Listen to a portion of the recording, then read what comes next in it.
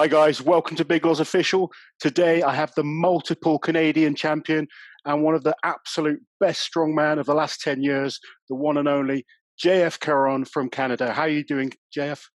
Very good. You, Loz? How's things? You've been keeping, you look like you're training hard still. I know you've got the World Ultimate Strongman Deadlift Challenge coming up against Adam Bishop. So you've got a reason to keep training right now. How's things been going?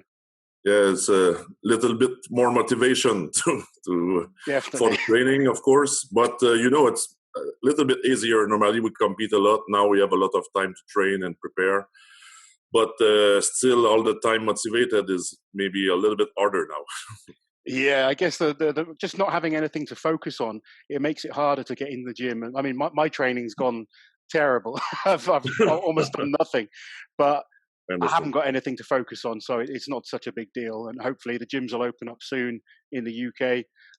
You're a gym owner. Have you been able to keep the gym open over in Canada? No, the gym's still closed. We have some gym owner group making pressure on government for maybe have the okay for maybe open in the next few weeks, maybe at the end of the month. It's what we think, but we still close. Okay, but you can train yourself there, yeah? Yes, I can train in my gym because it's mine. I have also my Strongman campground where I train the events there.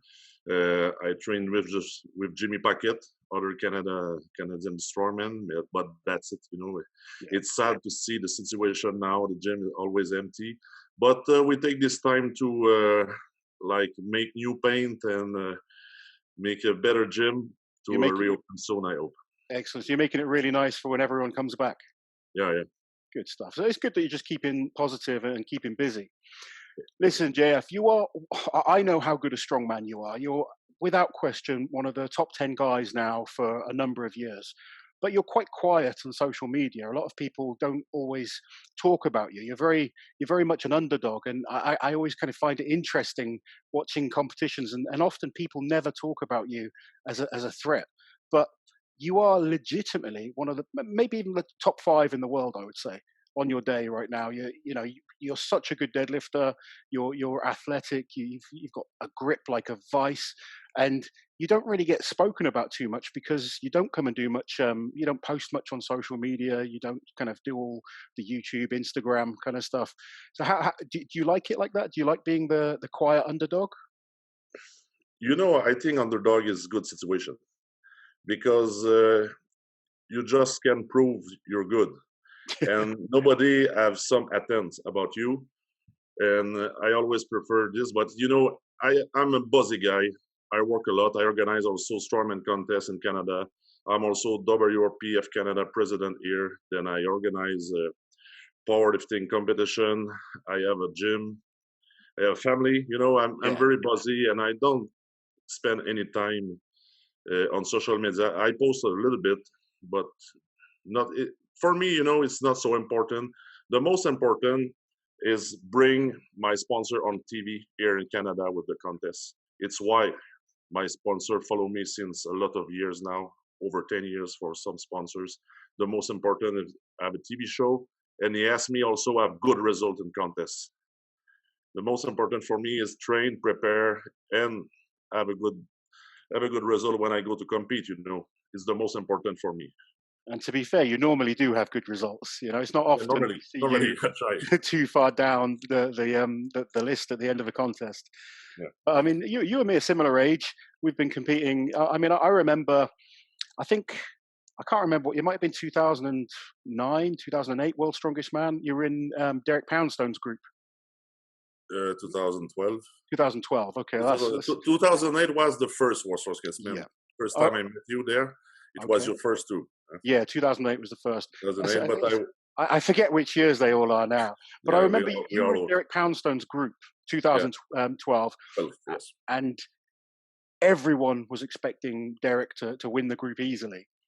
And like I've just mentioned, you kind of come in as the underdog, and you absolutely wiped the floor with everyone in that group. You put on a brilliant performance, and I guess that really excelled your career and kind of, I think you ended up coming, was it top 4 that year? Or 5? Last year, four place. Yeah. And you've been in the top 5 a number of times now, haven't you? Yeah, I came fifth in top five since 2016. In 2015, Malaysia was sixth place, then 3 years in a row fifth, and last year fourth. Still, so this next one may be top three. I hope podium is my goal since Yeah. long time, but it's not so easy with the quality of athlete we have now. And I'm older and older, but I'm still improving. Then I think it's possible. Yeah, definitely. And you're similar to me in respect that if you get the right set of events, you can be dangerous for absolutely anyone. I Yeah. mean, your deadlifting, particularly for reps, but your deadlift for max as well is unbelievable. JF's grip is probably second only to Mark Felix. There's, Yeah, not bad. But yeah, second to Mark Felix for sure is best. He's the best. well, Mark is just on another level when it comes Yeah. to his grip. But you are an exceptionally strong man when it comes to grip strength. You're exceptionally good at squatting. You move well. Like I said, you don't have any weaknesses. Uh, in my opinion, it's the trick. And Magnus Ver said a lot of time that you don't need to be the strongest. You must to be able almost no weaknesses than the other athlete, and it's why you have better results at the end normally. Yeah, I think now we see a lot of guys that just specialize on one or two events, and they become quite well known for those one or two events. But if you look at the guys winning contests, they're the guys that are good all round, especially if they're year in year out placing top five in international shows at almost every contest they do. I mean, another good example of someone like yourself is Lalas. He's another great all round strongman. Maybe not the best at anything, but he just consistently performs well. And in his prime, he was unbelievable. Um, Very similar to yourself. Again, not a huge social media presence, but someone that when it comes to comp time is going to win or certainly going to be in the mix. Yeah, yeah. He put all energy on training. Yes. Well, because we don't know too much about you, I want you to take us back to what got you into strongman or just training. Like, when was your first experience with lifting? I never trained before I try a strongman competition. I Really? started 2004. Yeah, I'm working on the farm at home. That's it. And my friend train and try some strongman stuff. They start to build stones, farmers walk. And in 2004, the provincial here in Canada, in Quebec, was held in Montjoly. It was like 20 minutes to my home. And the guy asked me to try just for fun. Yeah. And I tried this contest. I don't make the final. The cut was the top 12, but we are around like 30 athletes there. And I finished in 17th place. But, I beat almost all the guy who train in my area. And I never tried it before. And I said, okay, maybe I'm not so bad. Maybe I need to try to train and see what happened. And after that, I started to train a little bit. And this guy helped me because I know nothing about training. And I started to train, do some powerlifting meet and strongman. And 4 years later, in 2008, I made my first World Strongest Man contest. It's amazing. There's so many of the top guys have a similar story that just genetically you're gifted at this kind of thing, and it's very hard for people to get their head around someone having such good genetics, because there's plenty of people out there that will train for 10, 15 years and never achieve the level that some people can almost walk into. But it's the same in many sports. I was watching, I don't know if you see the Joe Rogan podcast, and he was doing a show with Ronnie Coleman. And Ronnie didn't start taking bodybuilding seriously. Well, this is his words anyway, but he didn't start taking it seriously until he won the Mr. Olympia. Yeah. But I know myself, with my own training, how quickly I got to a good level. I know guys like Terry Hollins, Brian Shaw, Hafthor, their starting point is up here. And it is hard to accept for a lot of people that genetics play that much of a role in these sports, but they really do. Yeah, in my opinion, is a big percentage. Is one guy here in Canada is a specialist of strength sport. His name is Paul Hall. He wrote the book about we organized Fortissimus 12 years ago now, and he makes some research about that. And he said to become a top 10 world-class strongmen, maybe 2,000 people on Earth can do, not more. Yeah. On 8 billion, it's a really very small percentage. But we are lucky we got this. But for a lot of people, it's hard to understand, and few people talking bad a little bit about that because they don't understand why we can live and when you cannot. But you have to kind of like yourself and me. We don't have great genetics for ballet dancing, for instance, No, you know, or long distance running, and everyone's built differently with the type of muscle twitch fibers they have. I know I'm very explosive. I'm good at short bursts, so I can sprint fast. But you put me in a long distance race, I'm going to be terrible. And we have natural things that we're good at, and then it's about understanding it and then excelling in those sports. So when you find the right sport for you, then it's about becoming the absolute best. But that's not to say people shouldn't just compete and enjoy it, because now with strongman, it has so many different levels. Yeah, of course. Whereas better. when Because you and me started, when we start, they don't exist. I was just going to say, when we started, it was literally heavyweight strongman, and that was it. Yeah. Whereas Everybody together. Yeah, and you're small, you're short is your problem. there was none of this pound for pound, or Yeah. under 105 kilos, under 100, or under 90 kilos. You literally, I mean, even yourself. I mean, what are you, about 150 kilos? Now I'm 157 this month. That's big for you, really big. Yeah, I'm in good shape now. But you're still giving up 40, 50 kilos to the likes of Hafthor and Brian Shaw and those kind of guys. Whereas if you're under 105, you're all around the same weight. So it's a little bit more competitive. But we really do have to give a lot of body weight away to some of these monsters. But Martin's ditches proved last year you don't need to weigh 200 kilo for win. Oh, definitely. The strongest men, There's become more and more recently as well that have been competitive at a lighter body weight. I mean, Mateus, he's unbelievably good.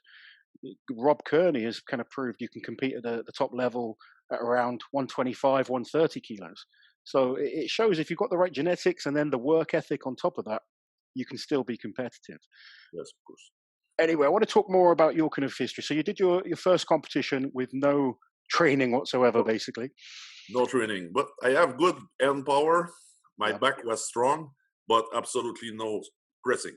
Because for increase the press, you need to train, of course. Yeah, well, I remember some of our first contests. You were always good at everything, but you lost a lot of points on the pressing. Yeah. Whereas over the years, you've really strengthened that up. It's become quite strong now. Yeah, and at the moment, my press is not bad. I think my log is close to 200 at the moment. But it will be all the time my weaknesses. It's why I work a lot on pressing. But maybe at the moment, I just train press one time a week because I focus more on the lower section because I want to do a big deadlift in 1 month.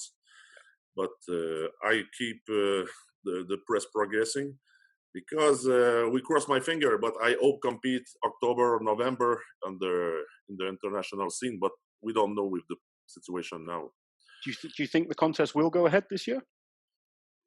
I hope. I think yes. If we can travel around the world, maybe they can make at least the world's strongest man, because anyway, you don't need crowd. It's just a TV show. But if it's not possible to travel everywhere, it not be happen, I think. Yeah, I agree. I think the one show that probably can happen is World's Strongest Man, because, like you say, it's all about the TV for them, and it's in beautiful locations, but it's not about a big crowd. Whereas all the other shows, the arena shows now and stuff like that, it's hard for them to put these on without having the audience there, just to fund to pay for them. It's quite difficult right now, which is why these one-off, like the WUS Ultimates, the challenges have been good, because it's given you guys something to focus on. I heard you just say you're going to go for a big deadlift. Are you going to do a big single, or do you mean you're just focusing on the reps?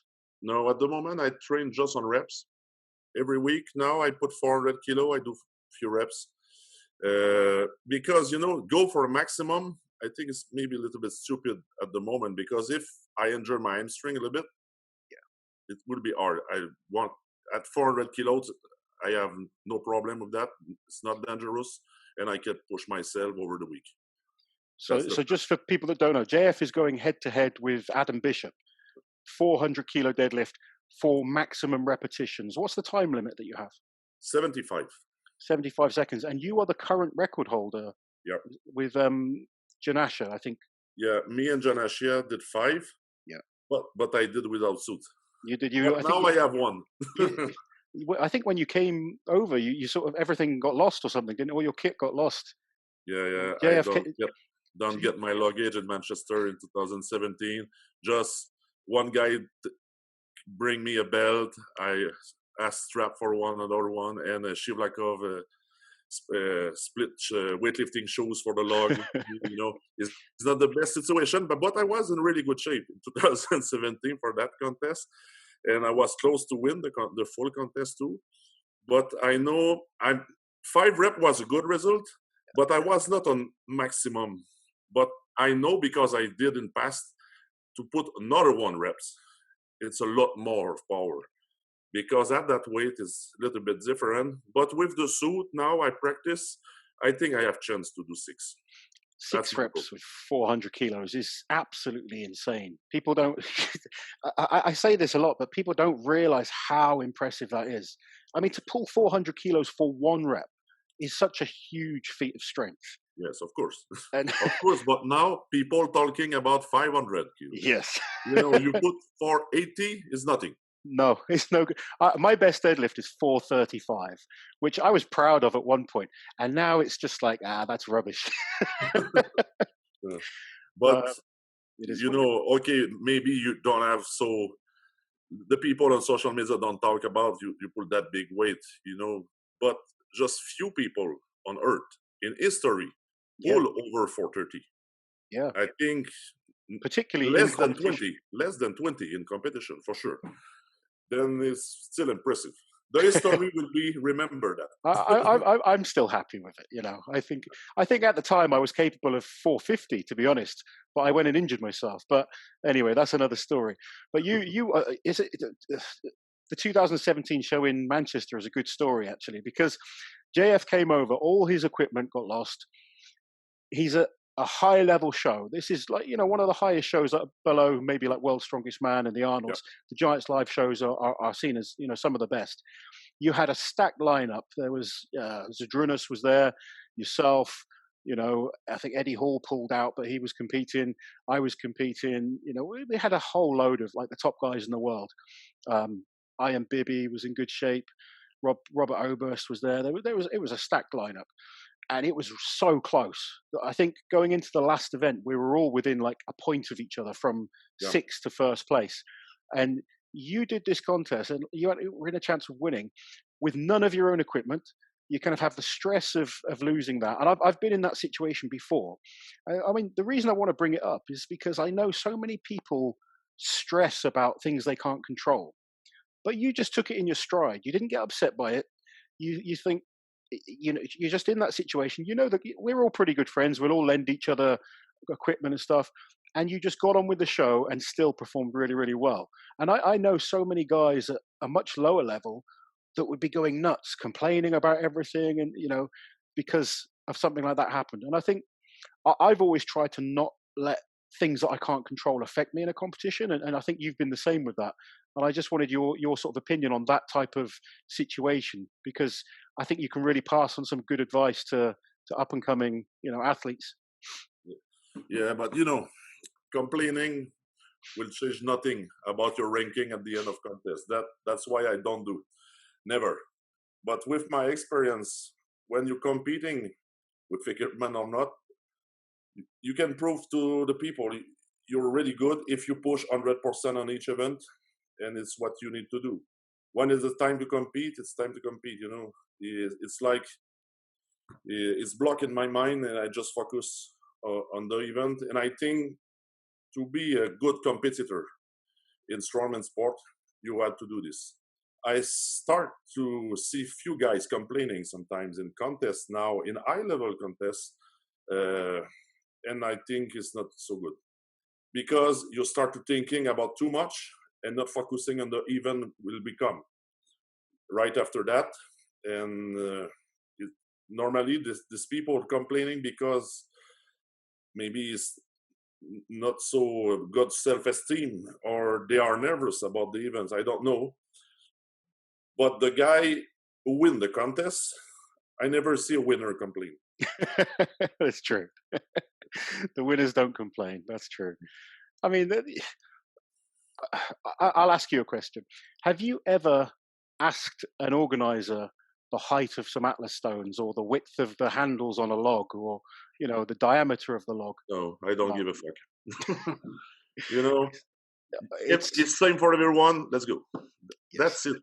But I organize show, and in amateur level, it's terrible. And I think it's more terrible in women division. There are so many questions about the handles, almost the color of the format. But it will change nothing. Focus on your training, and when is the time to compete, give 100%. That's it. Anyway, it will be the same equipment for everybody. Yeah. And you never know. And at least in high-level contests, sometimes they need to change the event. If you prepare for all situation, you're not nervous. You just do, and that's it. But it will be happen because a lot of contests is outside, and sometimes the weather can change, and maybe sometimes an equipment break. But you never know. You must be prepared for all, and don't stress about it. I can think of a few contests we've done where equipment has broken. Do you remember? I think you were there in China. They were doing Yes, I was. yeah. We were Yeah. we were doing this kind of like safe lift kind Yeah. of event, and the equipment broke. And then the Chinese organizers were beating the people that had made the equipment. It was so strange. I remember That- it was in 2012. Yeah. That was a weird competition. They made there's a famous picture of me and Zadrunas in those terrible outfits. You must have seen it. I think you were in them as well, but there's no pictures of you. But it was great event, really good TV show. Oh, it was huge. But the equipment in China, you never know, man. Yeah, That's a little bit disgusting. yes. I remember doing one contest in Turkey, and literally we were doing like a shield carry. And every single time an athlete went, there was bits of it breaking off in their hands. So as you were the next person to go, it got lighter and lighter, but it actually got harder because it was so hard to hold. Because you have no grip, yeah. Yeah. But I've seen so many contests with bad equipment. We're lucky now that things have improved so much. Oh yes, of course. Now the sport changed a lot, It is becoming a lot more professional. Yeah, yes, of course. I remember a few big contests we did in the past. You have no warm up. Warm up and bring your elastic or bands with you, and that's it. And we start with car deadlift, and let's go. You have any kind of warm up is not possible. But you must be prepared for that. But now we are very lucky because the athlete, since Rogue and SBD jump in the sport, they help a lot. The example for Arnold Strongman series and World Strongest Man. We have really nice setup now. It's totally different than in the past. But the young athlete don't know that. They don't know how lucky they are, these youngsters. Yeah, they are really lucky. Yeah, I remember I did Worlds, I think it was 2008 actually, the first one. I had Louis-Philippe Jean in my group. Yeah, I remember. And at World's Strongest Man, you get to test the equipment like a few days before. And one of the events I had in my group was the car walk, which is a good event for me. But you couldn't make it lighter. So it was just competition weight. And I don't know how you are, but for me, I really need to get my head in the game when I'm going to lift these kind of big weights. So trying to test this car, I managed to pick it up and I just went dizzy. And I sort of picked it up and stumbled forward. And Louis laughing at me. He's like, you're no good at this type of event. It was just too heavy for me to do without a proper warm-up. But in the competition, when I'm switched on, then I flew with it and beat him easily. You're absolutely right. There was no warm-up at all back then. It was literally, if you're going to lift a 450-kilo car, you went under it and you tried to lift it and put it down. That was your warm-up. Yeah. Whereas Rogue have really been good, and they provide proper warm-up equipment now. SBD provide a really nice tent for the guys at World's Strongest Man with air conditioning. at one time we didn't get anything like that. You'd just be blistering in the, the 40 degrees heat. We'd all be melting, just trying to find some shade somewhere. So things are getting a lot better. It has improved. Yeah, we are lucky, and we. But the most important in that contest now there's maybe better situation in that day because you have more money in the sport. But I try to learn to my friend who compete with me in Strongman. The most important is you must to have fun. Yes. When you compete, what is fun in Strongman sport is because everybody's traveling, you see your friends, and you start competing, and the camaraderie is very, very good. It's why I continue to compete 15 years. Yeah, And I want to continue if my body can follow, because it's very funny. It is. I've said this to a few of the guests I've had on, how the stories that we've got to tell and the experiences that we've been through mean more to me sometimes than the actual results of the contest. Because, I mean, I said to Terry actually the other day, there's certain contests that stand out. So when you place, I came fourth at World's Strongest Man once. You've been, fourth at Worlds. Those are good memories. I won Europe's. You've won international shows. There's certain shows that stick out, and you're really proud of. But I can't remember 80% of the comps that I did. Yeah, if people say, where did you place at this contest? I probably couldn't say. But I can remember some of the experiences we've had and, the fun times that we've had. And, that we've been lucky to make some really good friends through the sport.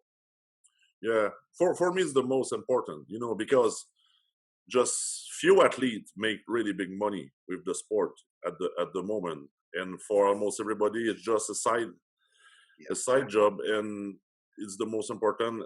We travel around the world first. Yeah. We visit a lot of country. We never have the chance without the sport to visit. And for me, it's why I'm happy about my career at the moment. That moment, the fun we have. Yeah. And you're still feeling motivated to keep it going. Yes, it's more easy when you like it. I think maybe few athletes with a bad I don't know. Maybe they have a bad experience with the sport, but I don't know why. But they don't have fun when you compete. But if you don't like it, nobody force you to compete. I don't think really the people and the athlete do it just for money. We don't go to compete. Okay, I need 5,000. I think if you and I were just doing this sport for money, we're doing the wrong thing. Yeah, you're for. You must try another thing. Go to work. It's better. There's much easier ways of making some money. But I mean, it is great to see how the sport is growing and becoming more professional.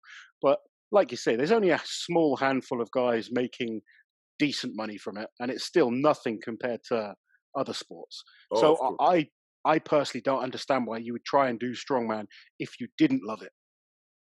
Yeah, I'm agree. I'm agree with you. I think basically is a passion for all the strongman athletes, and for me is I want to beat myself all the time. Yes. I want to beat my number. I want to beat what result I have in the past, and also the feeling to have a good performance, be above with the crowd and the adrenaline of that is very good also. It really is. Anyway, let's talk about comps that you have won then, because you've won a lot of shows. I mean, how many times have you won Canada's Strongest Man? 9 times. 9 times you won the national title since 2012. Yeah. So is Canada's happening this year or not? At the moment, we try to organize few show. Yep.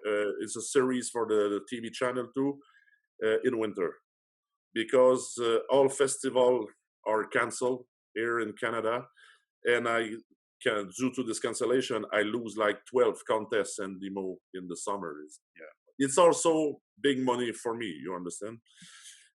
But we work hard to push it maybe a little back in the winter, because we have so many events here in Quebec, like the Quebec Carnival is known internationally. It's big events, like 500,000 people come to see this winter fair, and we can compete. We did already in the past, and we want to do like kind of show like maybe a North American challenge or Canada Strongest Man contest, because we have also a lot of good athletes in US. and it's not so far from here, and they don't compete to this year, you know. And I have many calls from them, like Rob Kearney is an example. It's just 6 hour driving from Quebec City, and is ready to compete in my show. It's why we want to organize that, and it's also important to keep the sponsor with us to put some competition on TV. Oh, definitely. No, I know how hard you work with the shows you put on over in Canada. It must be really disappointing that they can't go on, but obviously with this pandemic going on in the world, we've all had to make a lot of sacrifices. I wanted to ask you. I mean, I know the top Canadian guys, but I mean, in the UK, we've got a lot of good up and coming guys that some people may not have heard of. Is there anyone in Canada we should be looking out for in the next kind of couple of years that you think is really going to step up to, you know, top Yeah. 10 world level? First, I think Maxime Boudreau prove this year he have good chance to make a big result in the future. He's not so. I think he's 27 years old at the moment. He almost win, you know, as Arnold Santa Monica last year. Wow. He was really surprising, but for me, it's not surprising because I know Maxime can win maybe 4 on 5th even. Just deadlift was not so good for him there, but he made a little mistakes on the sandbag. But this athlete is very strong, and you know I compete with Maxime since 2013. Here he started very young in the sport. He improved a lot, and also Jimmy Paquette is really active in sport, improving now. Because Jimmy is a little bit smaller than Maxime, but he improving his body weight now is close to 300 pounds, and the power is bigger. He pulled like a 430 deadlift. I think it's in February. 430. Yes, at 26, 27 kilo. Yes, it's a big pool. He's in good shape. He's a good athlete, not the biggest, but very complete. Because you know what, Jimmy trained with me. Then if he have weaknesses, we work on that. You know, like L to try to push him better. And Jimmy is very complete, and I think both of these guys have chance to at least make the World Strongest Man final in the future. Nice. So it's looking good then, because you've always had a lot of famous strongmen from Canada. I mean, I remember. All the time we have top level athletes. I remember growing up, I used to love watching Hugo Girard. He was the top Canadian for a long time, and then you know you've kind of surpassed what he's achieved. I think I'd probably say you're arguably the best Canadian strongman of all time. Maybe, but you know, Louis Cyr is there too. Oh yes, Louis Cyr was an absolute legend, but no world's strongest man back then. He's a big legend, but it's not really competition at that time. But the most important to think about that is strongman is very important in the Quebec culture here in the French Canadian part of the country, and all the time, you know, one strongman make history in international level in each decade. For those that haven't seen, the competitions in Canada are tough. You guys don't put on easy contests. Most international shows, you're looking at 5 or 6 events. In Canada, sod that. They want you doing 10 or 12 events, and they're going to kill you. You always put on really hard shows. I think I've only competed once or twice in Canada, and I remember they were tough shows, really, really hard. Yeah, it's never easy. It's never light. It's very hard. You know, I learned in strongman sport when you go organize the contest, and Hugo Girard competition are really, really, really hard. You know, he put it was normally almost all the same events in CSM, 8 events. It's but all the time a big deadlift, a big squat. You have like a killer medley, like nobody can finish, something to drain you totally. It was all the time very hard. But I think because Hugo put this hard event and we compete 7, 8, maybe 10 times in the summer in that type of events, it's why I became stronger. Yes. And I do the same now because now it's me. I organize the show, but it's never easy to. Do you well, kind of touching on that, do you think World's Strongest Man needs to make the final harder? But it's not. It's hard anyway because it's big weight, but more events. Yes, that's what I meant. I mean, the events are hard at Worlds, and obviously you've got the top guys.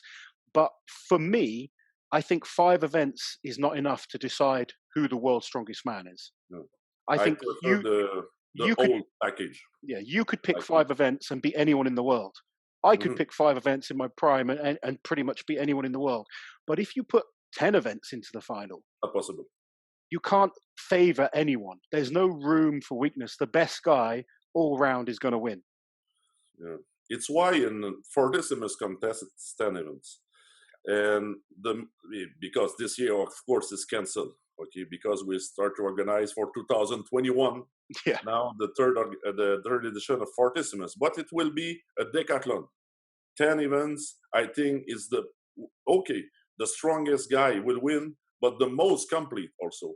But sometimes on 5 events, you can be lucky. Because I explained something to you. Last year it was 5 in World's Strongest Man. Yeah. No deadlift. It was perfect for me because I was a bit in good shape because I injured my hamstring. Yeah. You have squat, and I lose almost no points with that. But if you put a max deadlift, I can lose point and maybe finish 6th place and not 4. I think 10 events is the best. Yeah. For that contest. It's supposed to be the most prestigious contest in the year. Okay, the Arnold is also very good, but the World's Strongest Man is there since 1977. The name, the name and the longevity of the sport, and the fact that it's kind of, it's aired all over the world. It is, even now, it's still the biggest show in terms of, maybe not in terms of like hardcore strongman fans, but if you're just a general fan, the strongman show that everyone knows of is World's Strongest Man. And the title to call yourself the World's Strongest Man, that's, you can win the Arnold, but you're not the World's Strongest Man. Yeah. And the Arnold is hard and it's heavy, and, the competitions in Dubai are tough now, and there's more prize money going into those. But the World's Strongest Man title is the one, it's like being a sprinter. You all want to win the Olympics. And I think as a kid watching Strongman, the one you want to call yourself the World's Strongest Man. It's definitely, in terms of just prestige, it's the show that everyone wants. So I would love them to kind of make that show, maybe even get rid of the heats and have 20 guys go head to head over 10 events. It would be awesome. That would be a hell of a show. It gives people the chance to show what they're good at, but the best guys will kind of rise to the top still and really deserve to be called the World's Strongest Man. And 10 events is always better for me too. More events they have. When you don't have weaknesses, it's perfect. Yeah, you might get on that podium then. Yeah.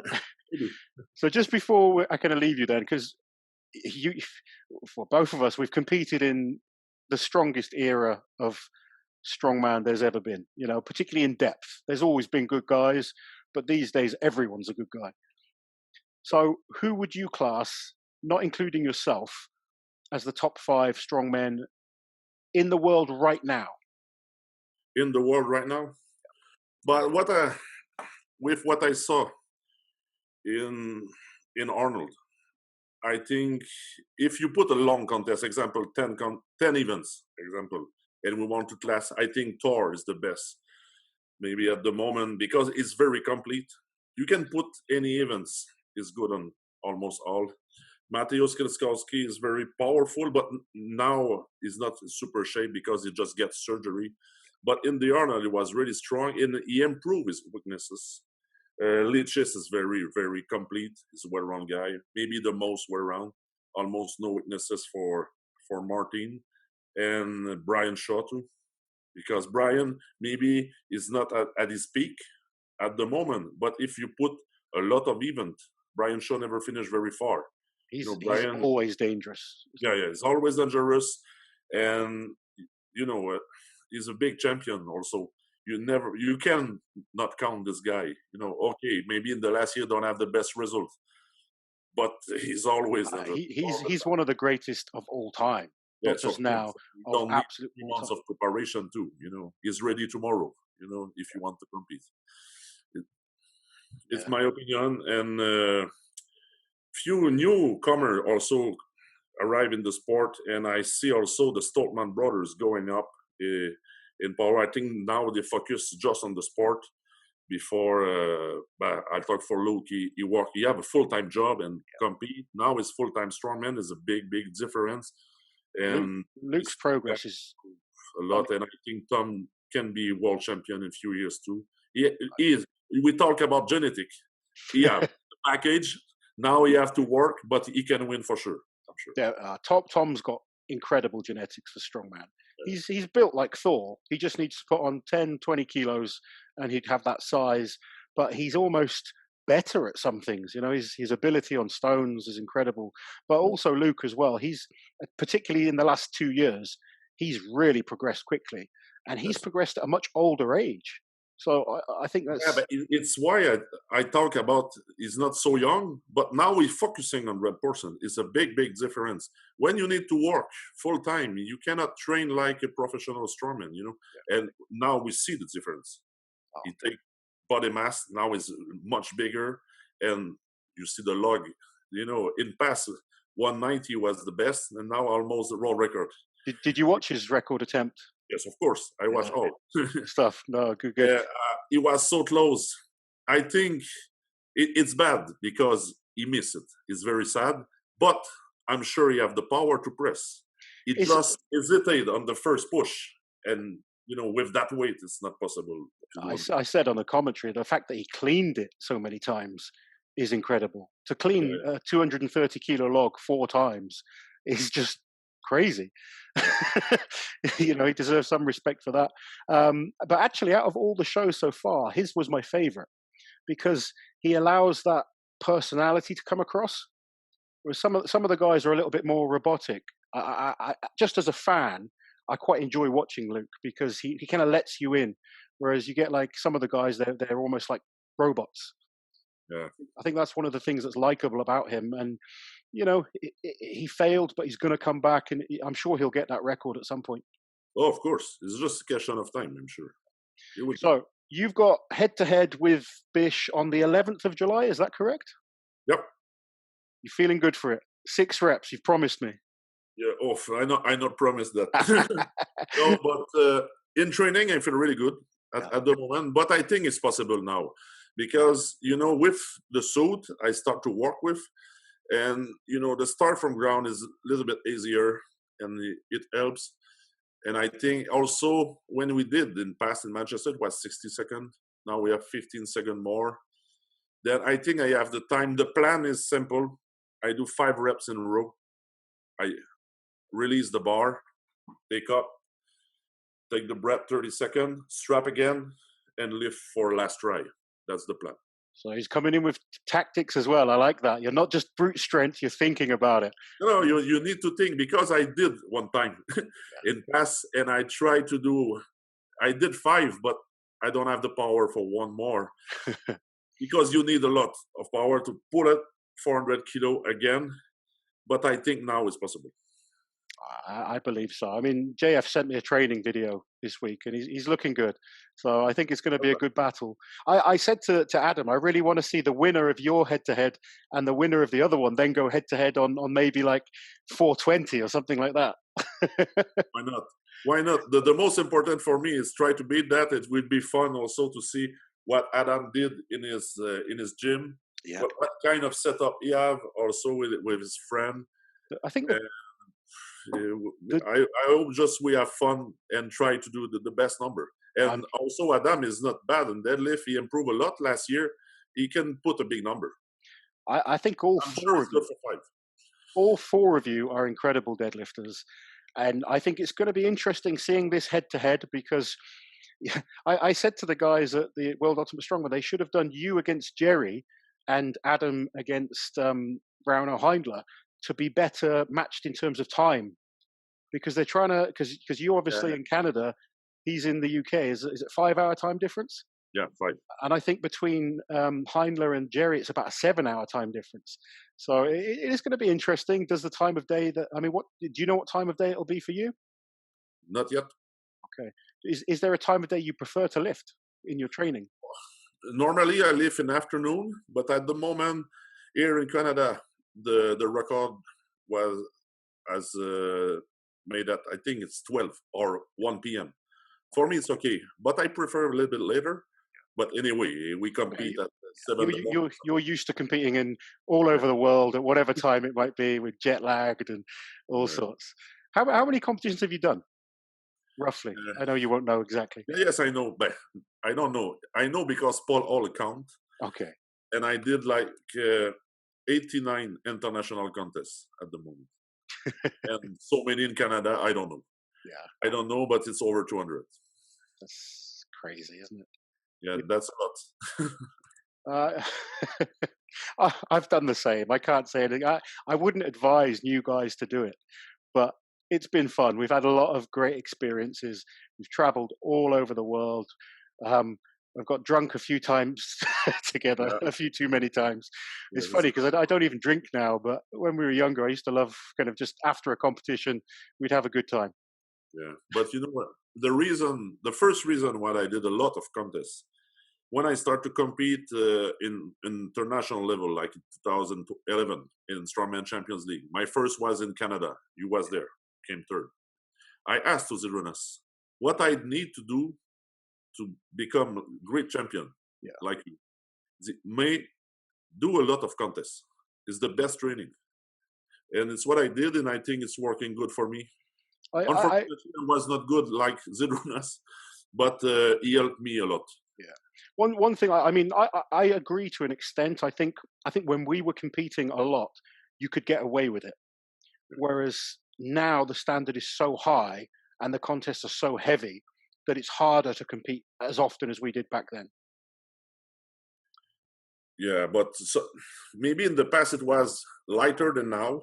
Yeah. Maybe the risk of injury was a little bit smaller, but still the hardest part is not just the competition. It's more the traveling and the time. It's different, but when you do a lot of time, it's like normal. And okay, let's go. Not stressed. I always sleep like a baby before a contest. Can you I'm not. sleep? Can you sleep on the aeroplanes easy? No. No. When we have some European friend with good tablets from Europe, maybe. Yeah, just try and knock yourself out for the plane flight. That's brilliant, JF. It's been lovely talking to you. Yes. I appreciate you coming on.